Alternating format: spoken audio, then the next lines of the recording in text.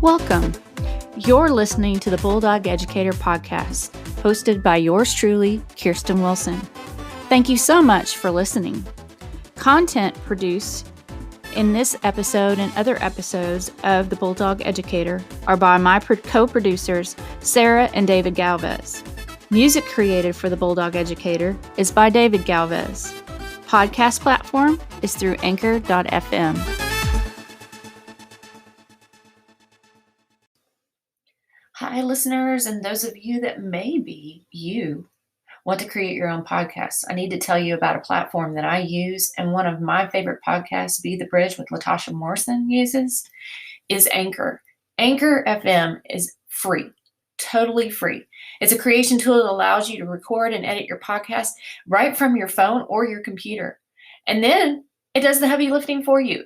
You can distribute your podcast so you can be heard on places like Spotify, Apple Podcasts, and many more. You can even make money from your podcast with no minimum listenership. It's everything you need to make a podcast in one place. So if you're interested in making your own podcast, I highly encourage you to download the free Anchor app or go to anchor.fm to get started. It's the way I did it. It's the way that Latasha Morrison with Build the Bridge did it. And it's the way many of the podcasts that I listen to do it.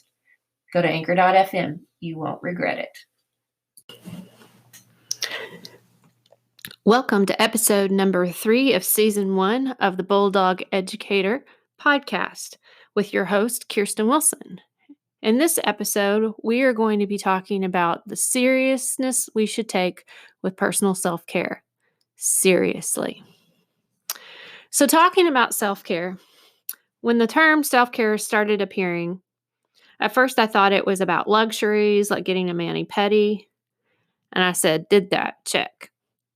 But then I began to understand it more deeply. You see, early in my teaching career, several decades ago, I was sort of forced into self-care. My first year of teaching, I couldn't stay well, couldn't stay healthy.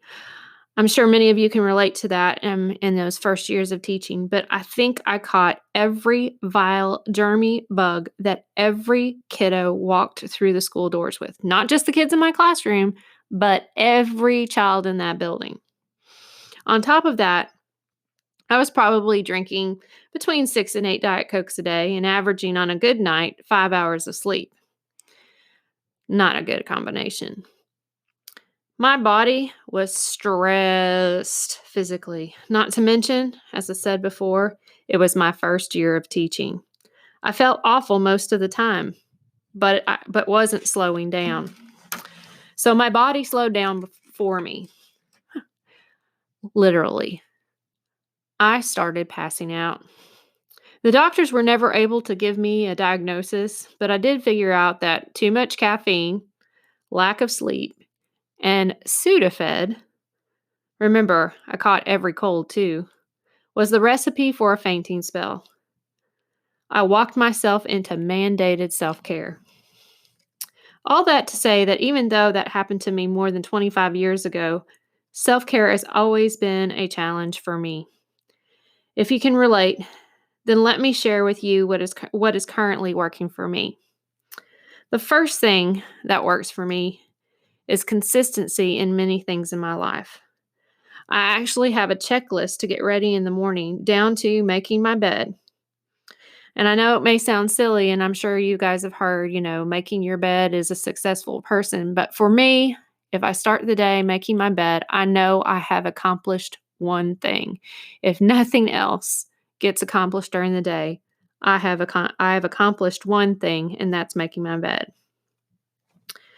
This checklist actually really paid off during the stay at home with COVID, because at first I just couldn't find any consistency in things. And so having myself some structure as I stayed at home to work really helped me to define my day and helped me stay on track.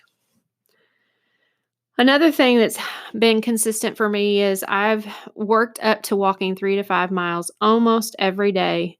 And while I'm walking, I listen to podcasts and audiobooks, which really fill me up. A lot of them are not very educational related, A lot of them are more related to just about my own development as a person. I also started planning my evening meals for my family for the week on Sundays, and I use grocery pickup to order online and get my groceries, which helps save me both time and money. Because typically I would go grocery shopping after work, which is my hunger part of the day. And a lot of times I'd end up with things in my basket when I would shop at the store that I didn't need. So using the grocery online pickup, I go and pick it up. I don't even go into the store, and I'm home fairly quickly to be home with my family. I also, to add consistency to my day, I set labeled reminders in my phone as alarms that help me check on myself and make sure I'm meeting my needs. Am I drinking enough water? Do I need to get up and move because I work for our state's virtual school program? And I spend many, many days in Zoom and working on a computer. And so having that reminder to get up, walk around, move is really important for me. So consistency was the first thing. The second thing is looking for the joy.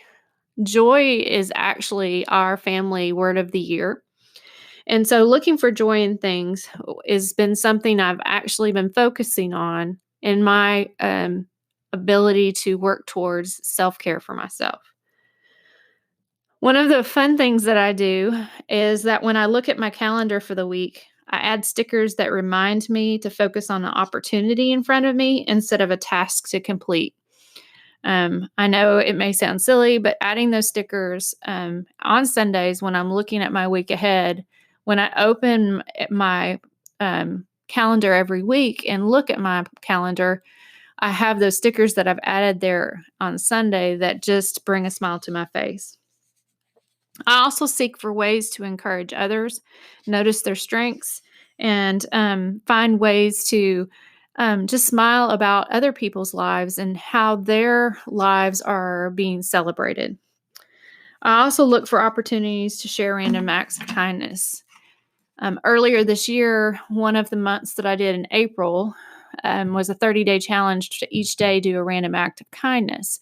And what I found through that process was that I was so much seeking the opportunity to do a random act of kindness where I could stay anonymous that it became kind of like this back in the back of my mind focus throughout the day. Where would the opportunity present itself? And because of that focus that I had that was going on while I was doing my work, I noticed my mindset as a whole was more positive. And so I've held on to that as I moved into other months after that 30-day challenge. I also have begun to adopt the notice the everyday beauty. When I was walking, when I was stay at home during COVID and even now, I got to see us move from early spring to mid spring to now we are in summer. And I had never realized this before, but there are different phases of wildflowers. And while there's certain wildflowers I always noticed because I was drawn to them, what I didn't notice were the other wildflowers that also bring beauty. And so that has been an ongoing message to me this spring to notice the beauty and don't be working so fast and so quickly that you notice the intricacies of things and how beauty brings joy to things.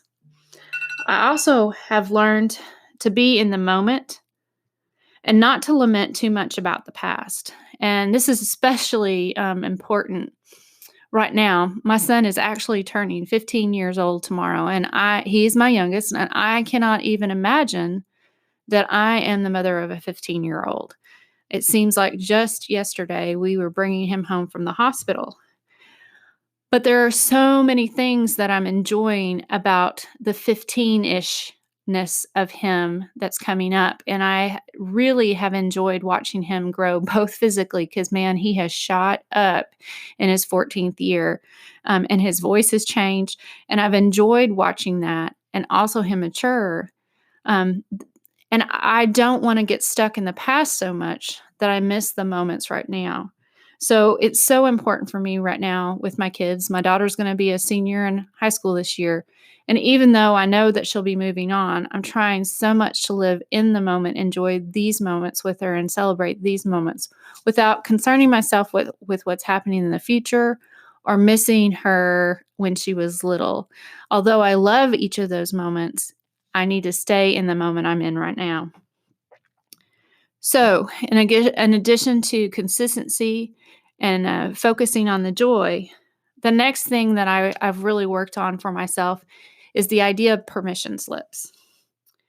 Brene Brown actually introduced this idea to me of permission slips through her book, Braving the Wilderness. Uh, Growing up, I was always expected to be doing something productive: chores, helping out, homework. Resting was considered laziness. And if you rested, it meant you needed to have an earlier bedtime or you were actually sick. Sleeping past 7 a.m. any day of the week, including weekends, was prohibited. And that mindset growing up, I was not allowing myself the opportunity or the permission to rest. And so I had to work on the idea of reprogramming myself for rest. Now I have days I plan where I do not do any task or have a to-do list. It's my day to give myself permission to relax. Read a book that's for enjoyment. Window shop just for the fun of going downtown to a town nearby just to enjoy without any agenda. Sit on my front porch and watch the sunset or even the sunrise without having something else that I have to do. I've also given myself permission to complete, not perfectly complete, but just complete tasks. Learning what needs to just be done and what needs to be done with excellence allows me the space to for me to not only have the time for me to be me and rest, but also the ability to extend grace to others. And we're back. Reviewing what we've talked about so far, looking at the different ways that I help with my self-care is that consistency, looking for the joy in things, writing myself those permission slips that I need to have. And then the next part is leaning in and getting curious. One of the things as I started to lean in and get curious is examining my own self-talk. And what I noticed is that I wasn't kind to myself. So much so that when others said kind things about me, I didn't believe them. This rooted itself in insecurity, anger, unhappiness, and it didn't make for a pretty me. And I knew this had to stop. I had to know, where was this coming from? I did recognize that I had a very high standard set for me regarding life as a child. And in fact, that standard was so high that in many ways it was unreachable and unsustainable. It set up the foundation for a mindset that I was always not quite good enough, not quite perfect enough, and always was set up to notice the mistakes or the missing pieces in anything that I did. Through doing the work, I am getting better. I still struggle with this, but through the process of leaning in and getting curious, I'm discovering my unique gifts and talents, and I'm learning to speak with kindness to myself. And because of that, I in turn am able to find capacity to be kind to others in a genuine and vulnerable way. So, learning to have consistency for myself, finding the joy, writing myself the permission slips, and leaning in and get curious, I'm really able to better care for myself. And along those lines, I've always been extremely motivated. And I knew that I couldn't get away from the goal setting or the drive that happens with that. But what I could do is this next thing, and it is setting my goals for myself, but setting them with grace. I have actually been doing a word of the year for about 5 years now. And I mentioned earlier that our family has a word of the year, joy. My word of the year this year has been wholehearted, which has been an interesting word for me as we have really been in a tumultuous situation with COVID-19 and embracing things with wholeheartedness in that time. I'm thankful that that's the word that has been set before me, but I will tell you there have been times it has been challenging. But this word, the word of the year that I've been using this approach for 5 years now, has acted as a guide or filter for myself throughout my each year. Through that word of the year last year, I started doing a vision board that focused around that word, and then I did that vision board again this year. What that vision board has helped me do is help me visualize the areas of growth in different areas of my life, including my family, my own experiences, my profession, my faith, and other things. This year, I've incorporated some of the strategies of Tina Boogren's 180 Days of Self-Care and Take Time for You, including setting up a plan for 30-day challenges for each month, starting in January. And I will tell you that this is where some of that self-grace comes in. Not every 30-day challenge I've done over the past few months has gone well. The 1-minute plank per day for the month of March didn't last. And this month has been the 100 sit-ups a day. I haven't gotten to 100 sit-ups every day. So there's been a little bit of a fail there. But I've also experienced some amazing things. I mentioned earlier the random acts of kindness that were happening the month of April. And there have been other months that I've achieved the 30-day challenges with those. And so I would say overall, it's been a win. And that's where that grace comes in. What I'm working on still is sleep. I still have an issue with it. I've set a goal. I've tried to get more sleep, but it's one of those areas that I really struggle with. And sometimes the projects that I have set before me become more important than the people around me due to that deeply rooted upbringing that I shared with you to be task oriented. But I am learning, reflecting, being vulnerable, and apologetic and I'm working towards being a better vision of the me I am wanting to be. I am thankful that many years ago, that forced focus that I shared with you on self-care taught me to value the concept of needing to first care for myself before I can care for the needs of others.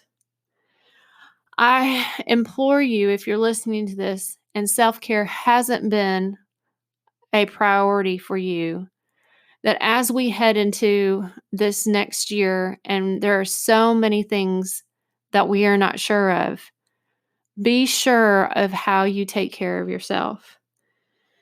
When we return and go back to school, whatever that looks like for you, that self-care is more essential now to our work as educators than in any other time. And I also want to tell you that your self-care, what you do for yourself, is going to be different than anyone else.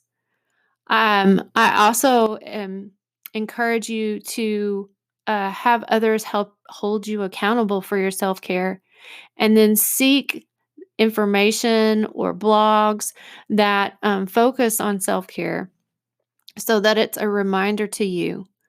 One of the simple things that I do is I follow a Facebook group called Self-Care for Educators, and it's actually run by Tina Boogren that I mentioned her books earlier. And there is almost daily a post in there that is encouraging or gives us tips on ways that we can care for ourselves. So I highly recommend that you bring that into your daily pattern of life. Be sure to take inventory of your self-care practices and invest in yourself so that you're ready with full energy reserves to invest in your students and other educators when we all return back this fall in whatever way that may look. Thank you so much for listening. This is your host, Kirsten Wilson, with the Bulldog Educator Podcast.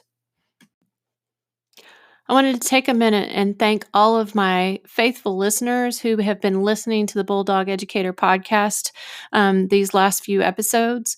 I wanted to tell you that the next Bulldog Educator, we're going to talk about the benefits of sketchnoting, which, by the way, is one of my new self-care practices. I hope you'll join me in about a week as we talk about sketchnoting and the impact that can have on both ourselves and our learners as a process for both learning and as a process of expression. Thanks so much, and we look forward to having you listen again soon. Thank you for listening to another episode of the Bulldog Educator, hosted by yours truly, Kirsten Wilson. You can find the Bulldog Educator on Facebook, Twitter, and Instagram using the handle @thebulldog.edu. That's @thebulldog.edu. You can also find us and content related to education and this podcast on our blog at thebulldog.edu.org.